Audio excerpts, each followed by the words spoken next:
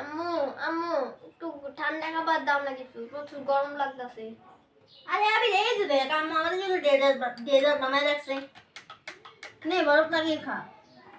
ও আম্মু আজকে আবার এগুলো বানাইছে? হ্যাঁ।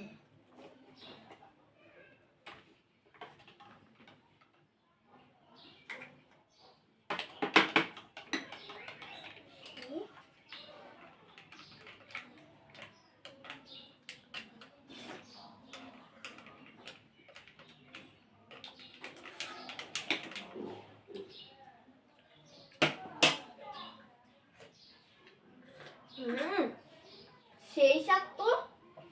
হ্যাঁ, আমার আম্মুর হাতেই বানানো ডেজার্ট। এত স্বাদ হবে না তো কার হাতে রান্না স্বাদ হবে?